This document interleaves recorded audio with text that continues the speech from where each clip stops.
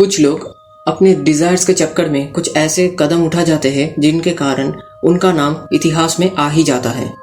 आज की कहानी भी कुछ ऐसी है। आज की कहानी एक ऐसी महिला पे है जिसे दुनिया की सबसे बड़ी सीरियल किलर माना जाता है। हम बात करने वाले हैं एलिजाबेथ बैथरी के बारे में।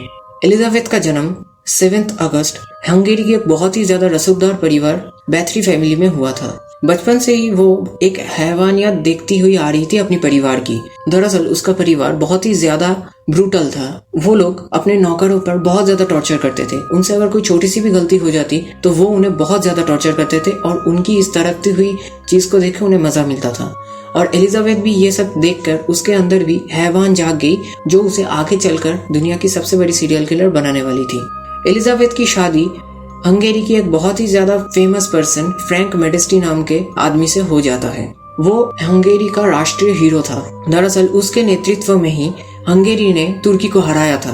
एलिजाबेथ का पति मेडेस्टी वो भी बहुत ही ज्यादा ब्रूटल आदमी था। वो जब युद्ध में जाता था और युद्ध जीतकर वो जो कैदियों को पकड़ता था वो उन्हें बहुत ही ज्यादा तड़पाता था और उन्हें मारता भी तो बहुत ज्यादा तड़पाकर। दरअसल वो ज्यादातर अपने जो युद्ध के जो कैदी होते थे उनके शरीर में नुकीले बैम्बू ट्रीज घुसा देते थे। दरअसल इसे बैम्बू ट्री पनिशमेंट बोला जाता था और ये बहुत ही ज्यादा खतरनाक होता था। इसे आपके शरीर में घुसाया जाता है और उसके बाद ज्यादा खून निकलने की वजह से एक आदमी की मौत हो जाती है। परंतु ये बहुत ही ज्यादा तड़प के मौत होती थी। उसकी पत्नी थी एलिजाबेथ बैथरी। परंतु एलिजाबेथ बैथरी अपनी खूबसूरती और बुद्धिमत्ता के लिए भी जानी जाती है। वो जिस महल में रहती थी कुछ लोग उसे कास्केट महल और कुछ लोग उसे सेड्जे महल बोलते हैं। ज्यादातर समय मेडेस्टी एलिजाबेथ के साथ रहता नहीं था क्योंकि वो ज्यादातर टाइम युद्ध में ही रहता था। तो उसका जो पूरा डोमेन था उसे एलिजाबेथ ने बहुत ही ज्यादा कुशलता से संभाली हुई थी। परंतु उसकी एक ऐसी बुरी डिजायर थी जिसके कारण वो दुनिया की सबसे बड़ी सीरियल किलर बनी। वो जवान लड़कियों को मार के उनके खून से नहाती थी। उसका ये मानना था कि अगर वो जवान लड़कियों के खून से नहाएगी तो वो हमेशा जवान बनी रहेगी और खूबसूरत बनी रहेगी। उसके महल में अक्सर लोग काम के लिए जाया करते थे क्योंकि वो बहुत ही ज्यादा रॉयल फैमिली और रसूखदार परिवार से बिलोंग करती थी। परंतु अगर लड़कियां उसके महल में चली जाती है तो वो कभी वापस नहीं आती और महल में आते ही उनके बुरे दिन शुरू हो जाते थे। उनके हाथ पैर कट लिए जाते थे, किसी के हाथ जला दिए जाते थे और कभी कभार तो एलिजाबेथ अपने दांतों से ही उनकी मांस काट लेती थी। बहुत ही ज्यादा भयानक मंजर होता था और उन लड़कियों को तड़पा के मारा जाता था।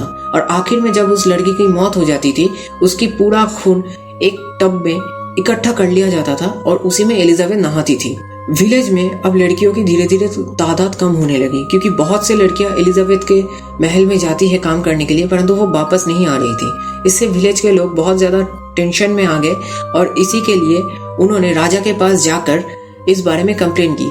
ये लोग कॉमन फोक्स थे तो इनके कंप्लेन के बारे में राजा ने ज्यादा ध्यान नहीं दिया।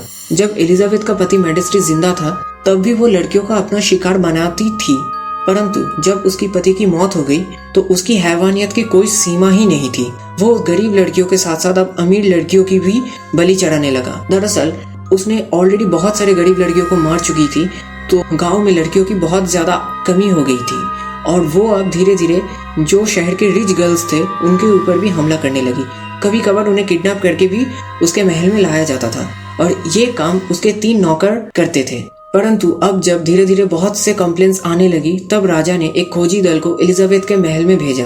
परंतु वहां पे जो मंजर था वो देख के वो खोजी दल भी बहुत ज्यादा घबरा गया। दरअसल 100 से भी ज्यादा लड़कियों को लोहे की चेन से बांध के रखा गया था और वो लोग मदद की भीख मांग रहे थे।